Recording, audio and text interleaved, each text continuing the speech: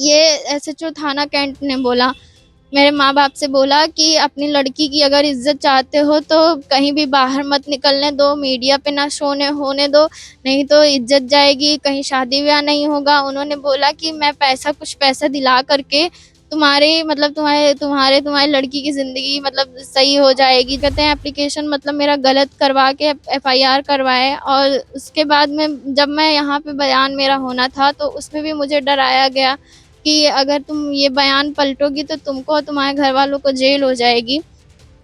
अयोध्या में श्री राम जन्मभूमि परिसर में काम करने वाली युवती के साथ पहले तो गैंगरेप किया गया और जब पुलिस से शिकायत की जाती है तो वहां भी बड़ी लापरवाही बताई जाती है। ऐसे में उठते हैं कई बड़े सवाल। पॉइंट ब्लैंक इस एपिसोड में इन्हीं सवालों को उठाएगा। अयोध्या की युवती श्री राम जन्मभूमि परिसर में काम करती है। आरोप है कि जिस लड़के के साथ ये रिलेशनशिप में थी उसी ने अपने दोस्तों के साथ मिलकर कई बार गैंगरेप किया और शिकायत करने पर कई धमकियां दी।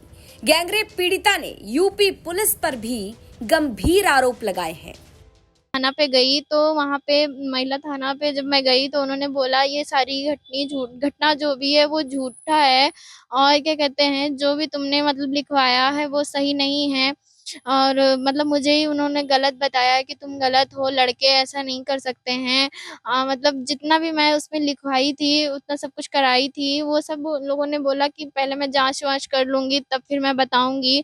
उसके बाद 2 तारीख को मैं 12 बजे तक इंतज़ार की, जब मतलब मेरे पास कोई फ़ोन वग़ैरह नहीं आया महिला थाना से, तो फिर से मैं वहाँ पे गई एसएसपी सर के यहाँ, वहाँ से आदेश हुआ एसपी सिटी सर के यहाँ, फिर मैं वहाँ पे भी गई तो वहाँ से मतलब महिला थाना कैंट के सी एसएचओ को बुलाया गया, उनको बताया गया कि मेरा केस दर्ज हो और मतलब मेरा एफआईआर लिखा जाए। तो वो लोग मुझे 2 बजे से लेकर के फिर रात को 9 बजे मेरा केस दर्ज हुआ है। फिर उसके बाद रात में 11:30 बजे मेरा मेडिकल भी हुआ। फिर उसके बाद में मतलब मुझे 36 घंटे तक बैठाए भी रहे, और एफआईआर हो जाने के बाद मुझे कॉपी भी नहीं मिला। मेरे घर वालों को भी बहुत डराया धमकाया गया, दबाव बना के मेरा जो मैं एप्लीकेशन लेके गई थी एफआईआर लिखवाने के लिए, वो भी उसमें वो उसको उन्होंने नहीं लिखा, दूसरा एप्लीकेशन मुझसे लिखवाया अपनी भाषा में। बोले कि जो मतलब इसमें मेन है वो चीज़ इसमें लिखो, और क्या कहते हैं उससे ज़्यादा मतलब कुछ भी मत लिखना। तो वो सब वो करा के और क्या कहते हैं एप्लीकेशन मतलब मेरा गलत करवा के एफआईआर करवाए, और उसके बाद में जब मैं यहाँ पे बयान मेरा होना था तो उसमें भी मुझे डराया गया कि अगर तुम ये बयान पलटोगी तो तुमको और तुम्हारे घर वालों को जेल हो जाएगी।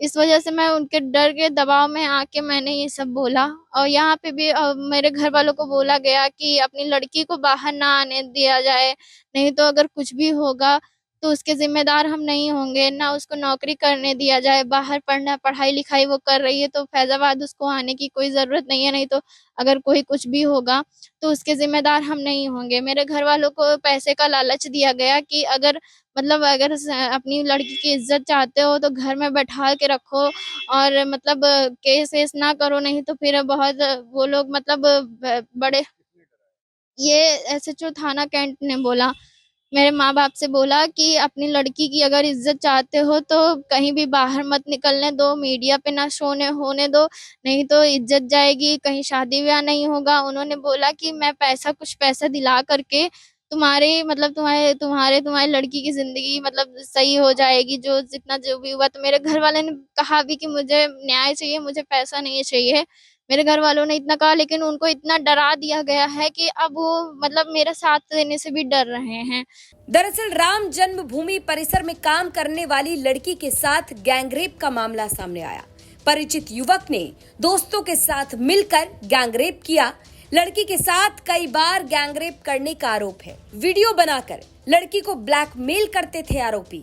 शिकायत करने पर बड़ी बड़ी धमकियां दी जाती थी। गैंगरेप पीड़िता का कहना है कि जब पुलिस के पास वो शिकायत लेकर पहुंची तो पहले तो पुलिस ने खुद ही पूरी थ्योरी को और शिकायतों को गलत बता दिया। बार बार चक्कर काटने के बाद भी एफआईआर दर्ज नहीं की गई। फिर एसएसपी के आदेश के बाद एफआईआर तो लिखी गई, लेकिन एफआईआर की कॉपी ना तो पीड़िता को दी गई और ना ही प्रेस को। पीड़िता का आरोप है कि पुलिस लगातार समझौते के लिए दबाव बना रही थी। इन तमाम आरोपों के बाद यूपी पुलिस एक बार फिर से सवालों के घेरे में आकर खड़ी हो गई। ऐसे में उठते हैं कई बड़े सवाल। तो तमाम जिम्मेदार अधिकारियों से हमारे यानी यूपी तक के ये कुछ सवाल। पहला सवाल, क्या पुलिस के द्वारा गैंगरेप पीड़िता को धमकाया गया? दूसरा सवाल, अगर एफआईआर दर्ज हुई तो पीड़िता को एफआईआर की कॉपी क्यों नहीं दी गई? तीसरा सवाल, गैंगरेप पीड़िता पर समझौते का क्या पुलिस दबाव बना रही थी? चौथा सवाल, आरोपियों के खिलाफ कब और क्या एक्शन लिया जाएगा? और सवाल ये भी कि क्या लापरवाही करने वाले पुलिस वालों पर भी एक्शन लिया जाएगा? लेकिन सोचिए जरा, पहले तो लड़की के साथ दरिंदगी बरती गई, आरोपियों ने धमकाया और फिर आरोप ये कि पुलिस वालों ने भी धमकाया और समझौते का दबाव बनाया। अब सवाल ये कि पीड़ित जाए तो जाए कहां, करे तो करे क्या? पॉइंट ब्लैंक इसी तरह से आपकी खबरों को लेकर आता रहेगा और आपके सवाल यूं ही उठाता रहेगा। इस खबर से जुड़ी और इस शो से जुड़ा अपना सजेशन कमेंट बॉक्स में जरूर रखें। अयोध्या से बनबीर सिंह की रिपोर्ट, यूपी तक।